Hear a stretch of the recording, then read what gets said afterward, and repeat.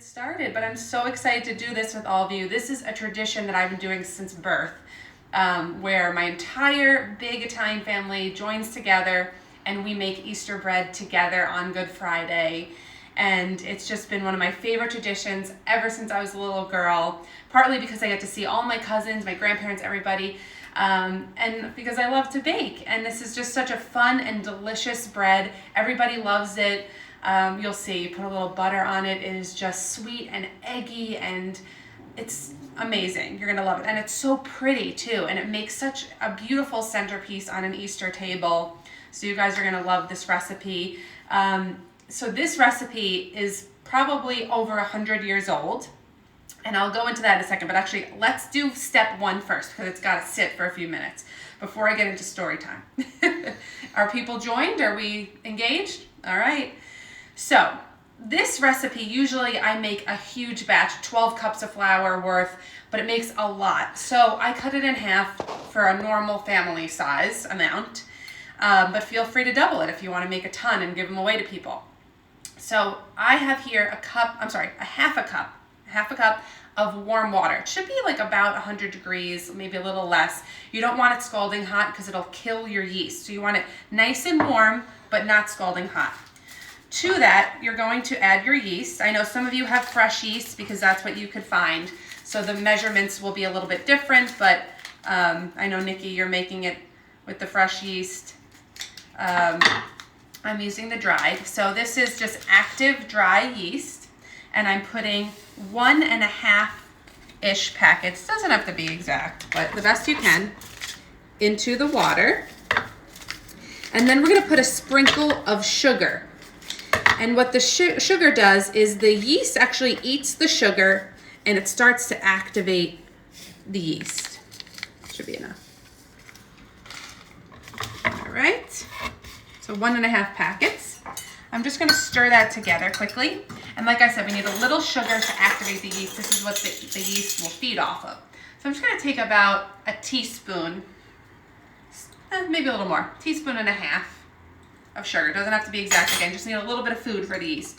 Stir this together, and we're just gonna set this aside for a few minutes so it can start to activate while we go on to the next steps.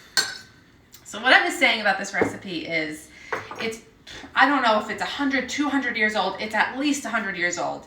My great-great-grandma used to make it, then my grandma, then us, and we only had these really poorly scratched recipes on old paper. None of it made sense. Nobody really measured.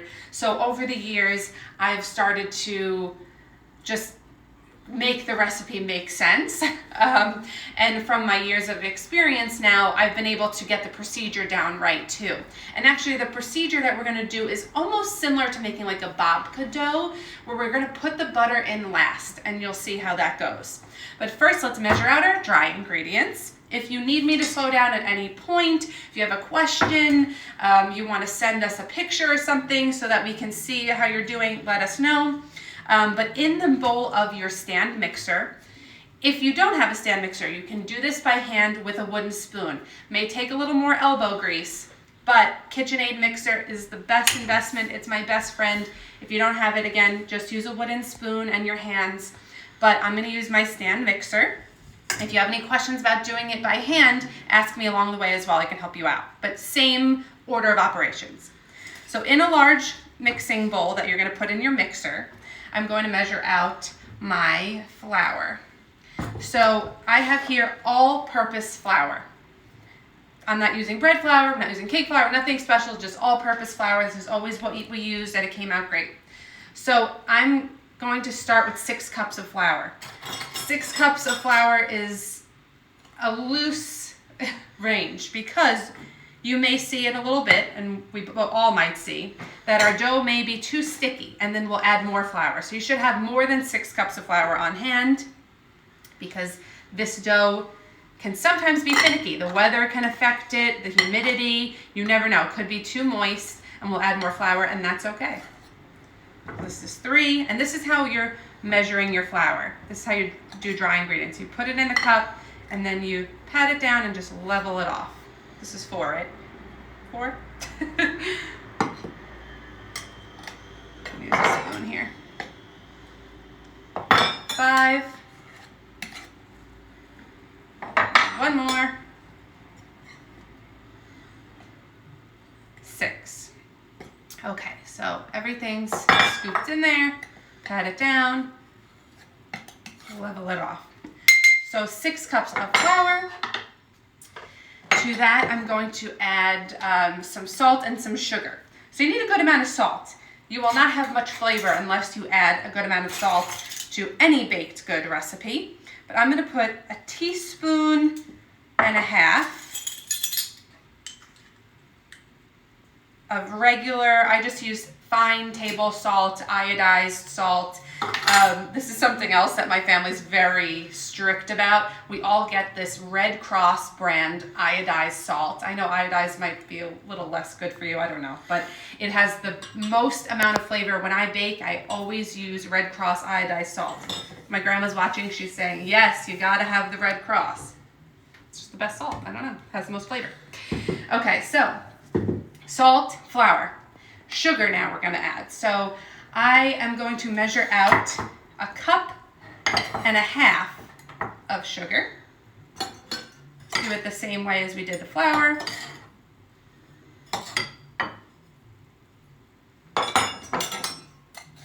Put it into your bowl.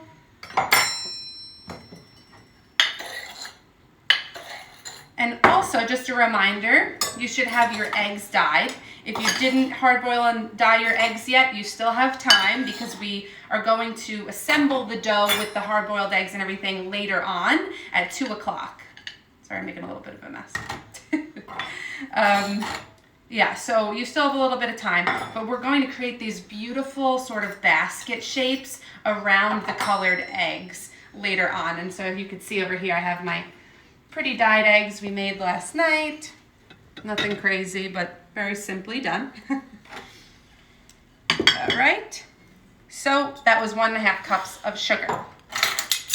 Now we're going to put our bowl into our stand mixer, or if you have your wooden spoon, get that on hand. I'm just gonna mix this together quick because I'm gonna put the dough hook on and it'll be better if we start the mixing here. So just mix those dry ingredients together quickly with a spoon or a whisk, that's fine.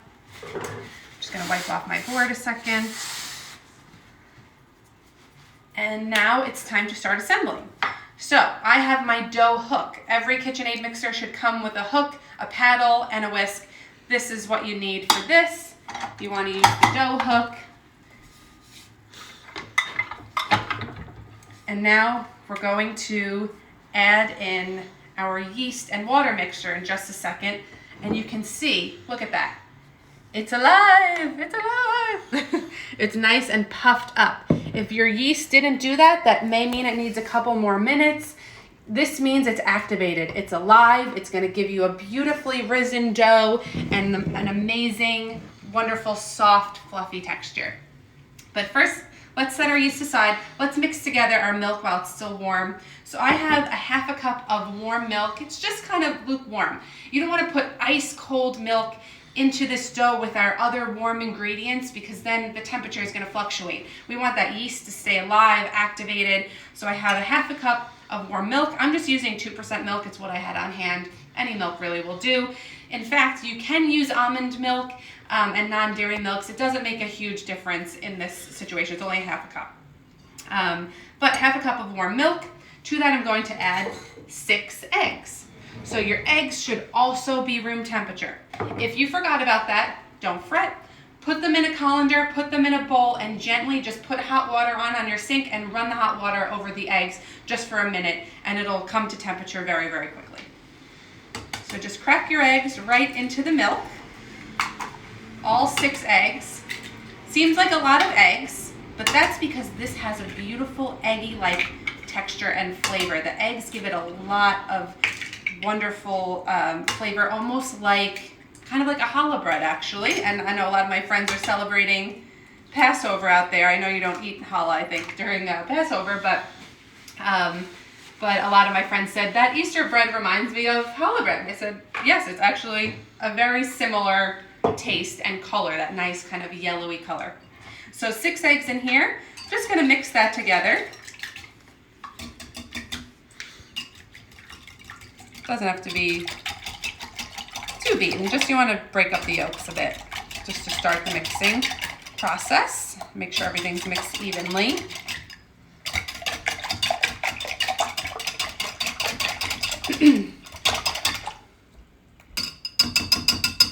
All right.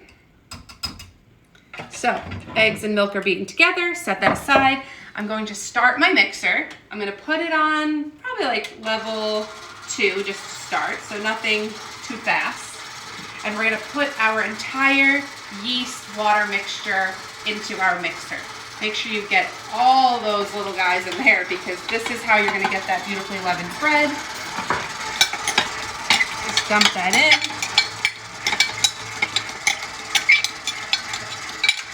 It already smells like freshly baked bread in here. That yeast just has that wonderful, wonderful aroma. All right, so you'll see that's not nearly enough liquid, and that's okay. That's because we still have our egg and our milk mixture. So now, on level 2 to start, and we'll make it faster in a minute.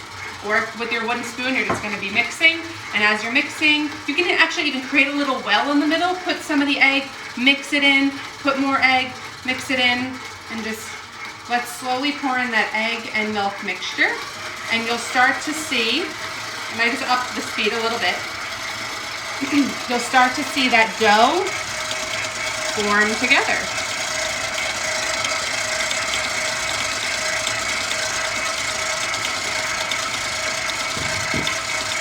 We'll probably need to stop the mixer in a second and just scrape down the sides for a moment, just to ensure we get everything incorporated.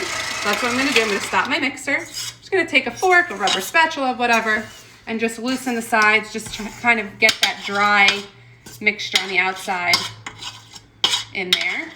And most likely the dough will be too sticky in the end, like I said, and we'll add more flour. But it's better to add it little by little, or else you'll end up with too dry of dough. So little by little, we'll get the right consistency.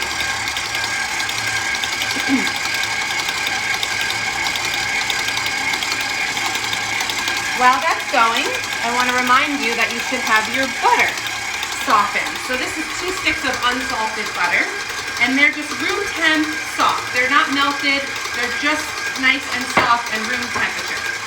Our dough looks great. So our dough came together. It is very sticky, not a problem. We're going to add a little bit of the butter first. Actually, you know what? I think I'm going to add more flour first. Let's add a little more flour. Let's add about a 1/2 cup more flour. If yours looks like mine, it's really too sticky. So let's add some more flour. Actually, probably about a cup. So on slow speed, you want it to start to kind of come away from the sides of the bowl. And right now, it's way too sticky.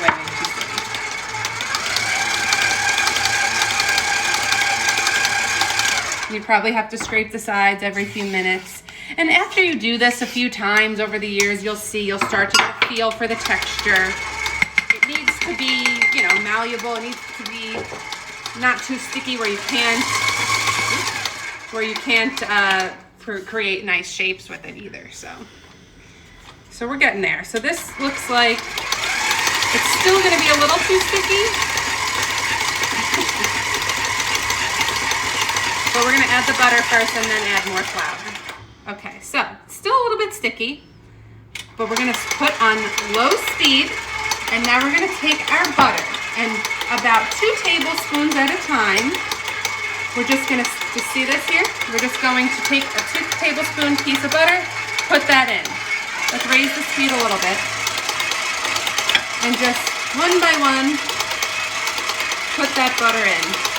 And this is kind of, like I said, the technique of how people make babka a lot of times. You put the butter in last, which is not very common in baked good recipes, but in some breads it is.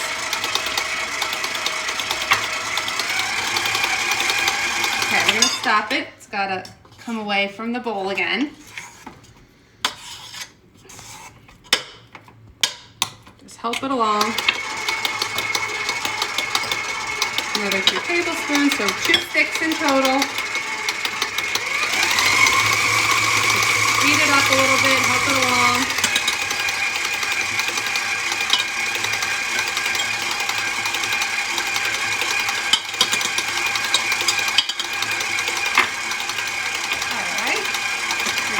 nut butter gets in there. That's also going to give us a lot of flavor and a beautiful texture in our bread.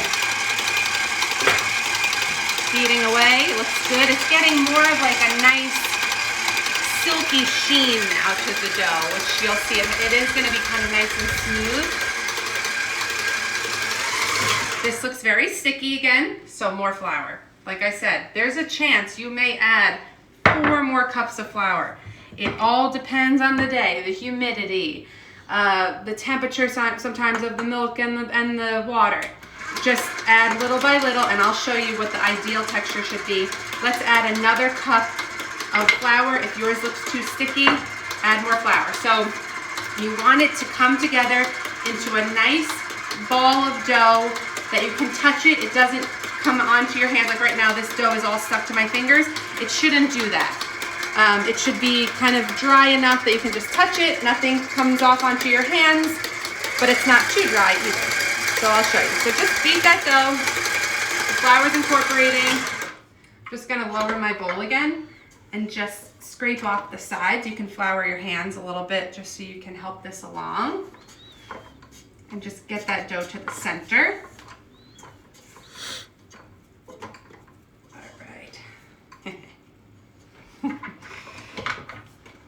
I want to shout out some of my family members. My mom, she started her dough a little bit earlier, but I think she's making more. I want to shout out my cousin Ashley and her beautiful girls, Luciana and Serafina, and her husband Gaspar. I know they're making this also right now. And several friends out there are making it, and a lot of followers. So thank you so much, guys.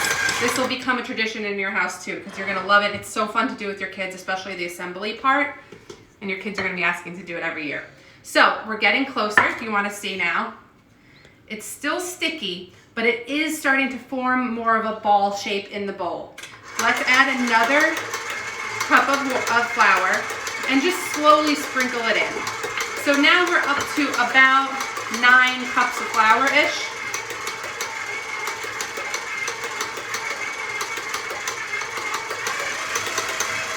Hopefully you had enough flour. Looking good, smelling good. You should be able to smell that nice yeast, the egginess, a little bit of that sweetness from the sugar. If you guys have time while you're letting your dough mix, tell me some of your Easter traditions. I'd love to hear, or your springtime traditions. Some other things that we did always on Easter, we had an Easter egg hunt in our house. My parents wouldn't hide the big plastic eggs. They'd actually hide the small, individually wrapped chocolate eggs, tiny. And we lived in a pretty big house growing up, so they'd put them everywhere in the house, and we'd be searching all morning long for these eggs. And my parents would always count them so they knew how many they hid, but for some reason we'd still, like a year later, find a random egg somewhere, and it would always make us laugh. All right, look at this dough. It is a nicely formed ball. And look, I'm touching the dough. Can you see that? And it's almost there. It's coming off on my hands a little bit, but I think we just maybe need a 1/2 cup to 3/4 of a cup more flour, and it'll be perfect. So low speed again. Still just a tiny bit sticky. And let's just start with about 1/2 cup. Slowly sprinkle that in. And I think we're gonna be good to go.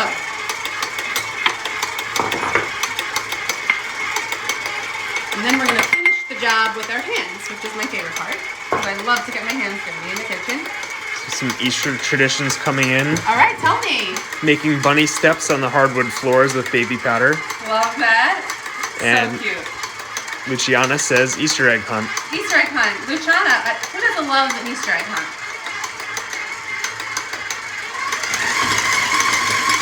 All right, I think we're good to go. It's a little bit sticky, but it is a nicely formed ball. For the most part, it came away from the sides of the bowl, so that means we're ready to go. I'm gonna lower my bowl. Now we're gonna finish the job with our hands, my favorite part. So, take a board, do this on your countertop, nice clean space, and put a good amount of flour on the board, and also flour your hands a little bit so that you don't get this stuck to you. I'm gonna remove the dough hook from my machine.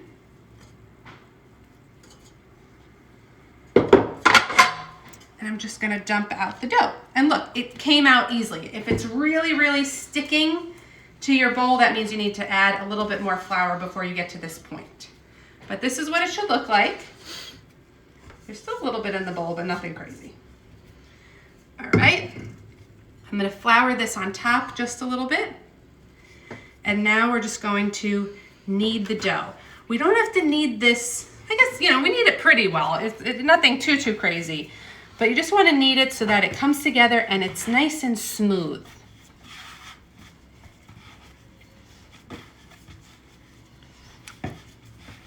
We also have Sarah makes almond Easter lambs.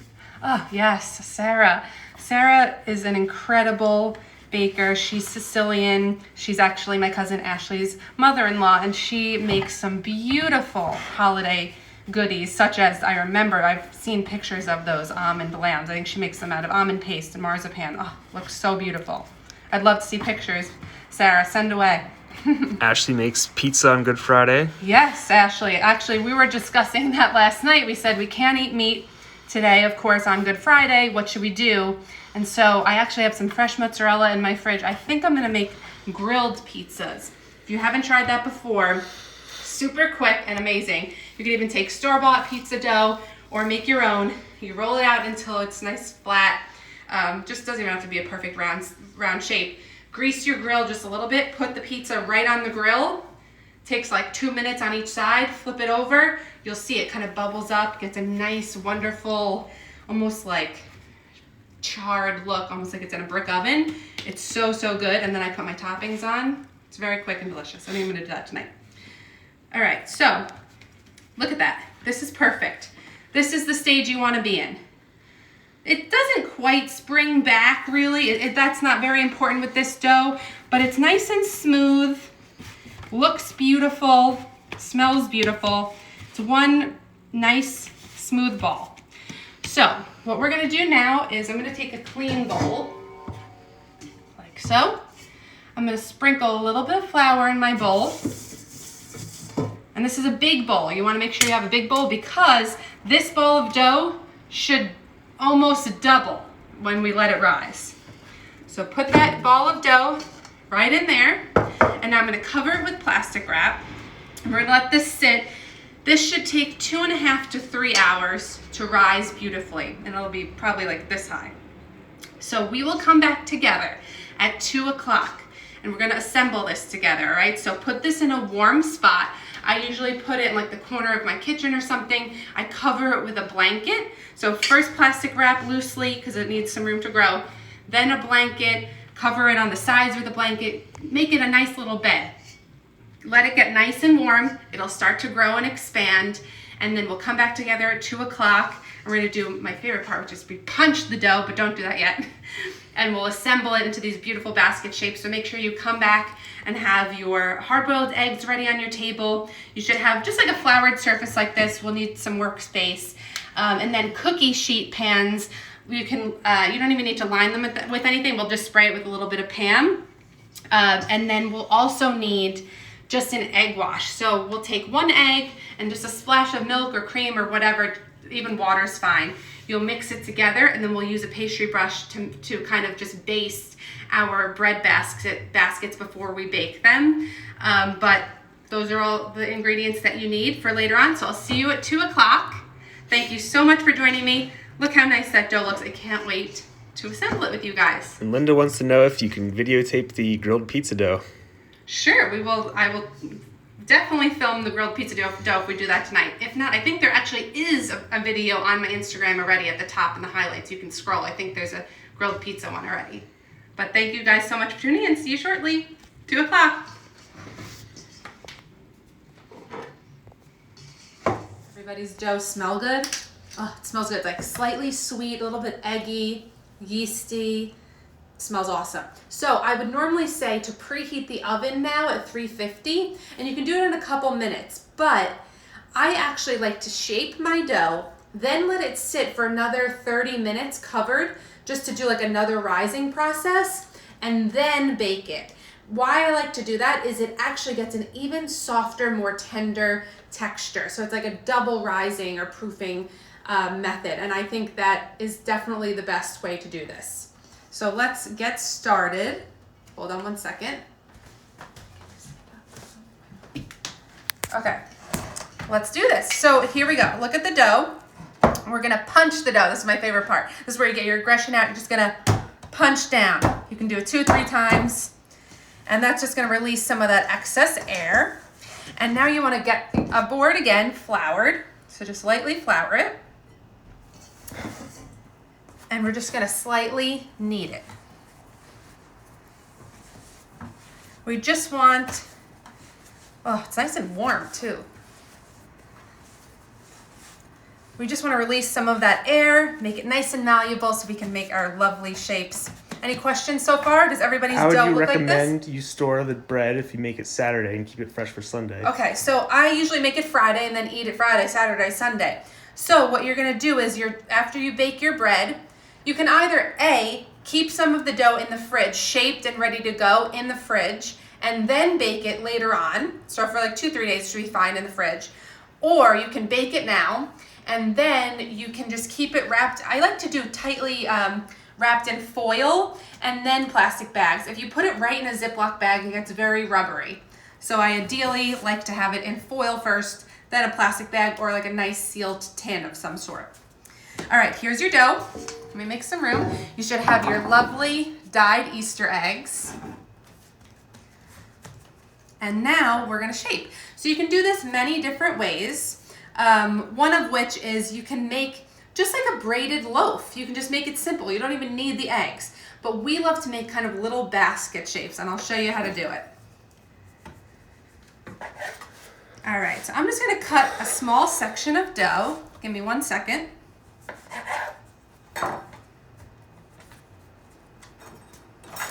All right, so here's a little section. What we wanna do, and you don't wanna make it too big or else it's gonna take a really long time to bake.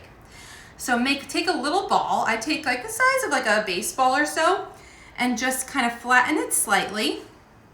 And that's just gonna be the bottom of the basket. Then I take one of my beautiful dyed eggs and I set that right in the center like so, okay? Now we're gonna make a beautiful kind of braided shape on top to kind of make like almost like a basket weave handle. So usually braid with 3 strands is a little bit difficult to do with the dough. So I'm just gonna do 2 strands, I'll show you. So just make a little rope. And look at the size of the dough compared to my hand. It's about the size of my hand. You can make it a little bit bigger if you'd like, but the baking time will vary. Usually it'll be 350 degrees for about 30 to 45 minutes. But check on it because you want to make sure the inside is nice and cooked and not raw. The outside is golden. All right, so roll.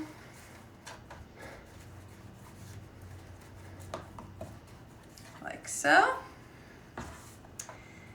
And then we're just gonna twist. So I'm just making, if you come a little closer, I'm just twisting around like that. Very, very simple.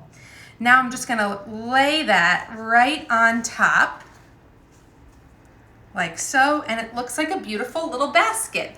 And like I said, we're gonna let this sit for like 30 minutes and it's gonna rise even more. And it's just gonna, when it bakes, it's gonna be this beautiful, beautiful shape. Now I'm just gonna set it on a baking sheet. And probably, I only have small baking sheets because I have a small oven in my apartment. But if you have big baking sheets, maybe only 3 or 4 per pan. But this I can probably only do 2 breads per pan maximum. Hold on 1 second. We're having a little technical difficulty. Are we good? There we go. Okay. Hold on 1 second. We're just gonna pause. Just give me 1 second. Can we pause? Hold on, guys. All right, we're multitasking. My husband has to go on a call. So sorry, guys. Can you see? All right, here we are. We can do this together. So take the dough. This is the other option. We're gonna make just a nice round kind of braided look. We're gonna make 2 strands right, like this. Just make a log. And this is how a lot of families do it.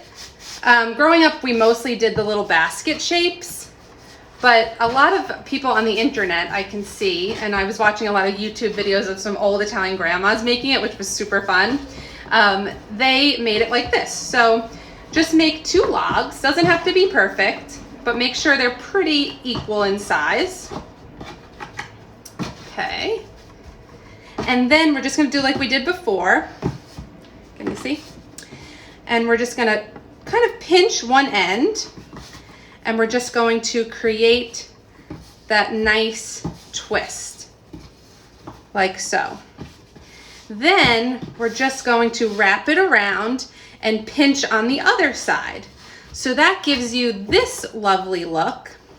And what you can do is set the egg right in the center, like so. Look how nice.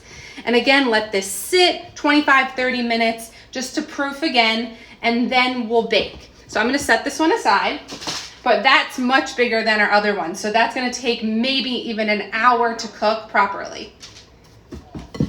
All right.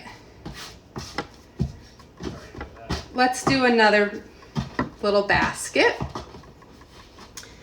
So this one, actually, let's change it up. Let's do like a kind of like the one we just did, but smaller scale. So you can make another little rope. And guys, this is, you can do whatever you like, and that's what's super fun about this. Some people put sprinkles on theirs at the end too. I never did in my family, but that's another option. But we'll do one more together, and then I'll show you what you're gonna do with the egg wash. Okay. So just pinch the 2 sides together. Make a little rope again, twisty little rope. And then go around and pinch again, just so that it's sealed together. Doesn't have to be perfect. And then put your egg right in the center. And then I think I'm gonna do another little kind of rope on the top, like at the top of a basket. But the thing is, your top piece can't be too thin. If it's too thin, that'll burn, and the other part, the bottom part of the dough, will be too doughy. So you wanna make sure it's not too thin, and it'll still look great. All right, so make a little rope. And I'm just gonna do this one kind of simple. We'll do it like that. Very simple. So look at that. It's like a little egg basket, little Easter basket. And we'll set that on our tray. And that's pretty much it. So when you're ready to bake, so like I said, I'm just gonna cover this again with a little plastic wrap and some towels, and just let it sit and rest for like 35 minutes or so in a warm place. That'll help it to get a really nice tender and fluffy kind of inner texture. It just needs to rest. So let that rest, and then when you're ready to bake, and I'll just do one now so you can see, I have egg wash. So what egg wash is just 1 egg, and then you can put a tablespoon of milk, heavy cream, half and half, even a little water is fine just to loosen it up. And then take a pastry brush, and then just a little bit though, you don't want to drown this. Just kind of baste the outside of the bread, and what this will do is it'll seal everything together, but it'll also give a nice, beautiful kind of sheen on the outside, make it really nice and golden brown, and it'll just be so festive and wonderful. And this, if you're doing sprinkles on yours, this would be the time to put them on. So you do the egg wash, put the sprinkles so they stick really nicely, and then bake them. So 350 degree oven for about 40 to 45 minutes-ish. But this one's a little bit smaller. This may only take 30 minutes. This big guy over here, that's probably gonna take closer to 50-55 minutes. So just check them. You can even stick a toothpick in it and see if it feels really doughy inside. Or another trick for bread making is when you take it out of the oven, if you knock the bread and you hear that it kind of sounds almost hollow, that means that it's done also. So that's another little trick that you can use. But that is about it. I wish that we could sit together and bake the bread and check it out together. But actually, maybe what I'll do is later on, I will come back and go live again so I can show you my finished product. So at, let's say 4 p.m., I'm gonna go live again. I'll show you some of my finished breads. We'll cut into it, we'll have a bite together. And happy Easter, enjoy. Thank you so much, guys. It's been so great that so many of you are kind of taking a trip down memory lane with me. A lot of your grandparents, great-grandparents have made these through the years, and maybe they're no longer with us. I know my grandma Rosemary is not here, but she's shining down on me, and she's so happy that we're carrying on these traditions. So that's what life is all about. Get your kids involved, make these incredible family recipes, and carry this tradition on from years to come. So thank you so much. Happy Easter. Love you all. If you have any questions, DM me. Do whatever you need to do to contact me. I'm here for you. Take pictures. Show me if you have any questions. And thank you. Have a great day. Don't start quite yet. You should have your dough that's already been rising for about, now it's been about 3 hours. Mine is nice and risen. It doesn't quite double, I would say, but pretty close, pretty close. Look at that. Nice and puffed up. Awesome. Hi guys, it is 4 o'clock. Our breads are baked. It smells absolutely amazing in my apartment, and I'm sure it's just flowing through the halls, and everybody in my building is probably begging for some right now. But I hope yours look good. I wanted to just also let you know, the breads don't always, the shape may not always be perfect, but this is rustic. It's a really rustic, comforting dish. And if you could see here, like my basket here, it doesn't look perfect, but it still is beautiful. It has that beautiful kind of eggy, yellowish tone to it. I made one really big one, as you saw before. I have the basket with the nice kind of twist handle. This one has no handle. You just always want to make sure that it's cooked inside. This one got a little dark on the outside because I wanted to make sure the inside was cooked. I checked one earlier and it was a little bit doughy still. So you want to make sure if it's getting too dark on the outside, lower the temperature a little bit and then just let it cook through and just fully cook. But let's cut into one. I'll show you the inside. Let's cut this one. So look at that. Super fluffy, a moist, buttery, tender crumb. The outside almost has like a flakiness too. And that is because the way we get that is really from putting the chunks of butter in at the end, almost like that babka technique that I was telling you guys about. And it's just super delicious. This is how I like to eat it. Just take a little piece. We always use our hands. We just break it off. We enjoy it. Put some, I like salted butter on mine because it really enhances the flavor even more. And then I put a little drizzle of honey, which is totally not necessary because it is fairly sweet on its own. Just a little bit. And then I enjoy it like that. So good. Perfect texture. Growing up, we made this and every year, as I mentioned, and the instructions were written out so poorly that sometimes the dough would come out too tough. And through the years, we've realized what the procedure should be, and it is just the perfect texture. I hope you guys are enjoying this. I hope it's, oh, dropping butter on myself. I hope this is nostalgic for you too, and really just putting you in that Easter spirit, especially during this difficult time that we're going through. But happy holidays, everyone. Enjoy your bread. Thanks so much for joining me.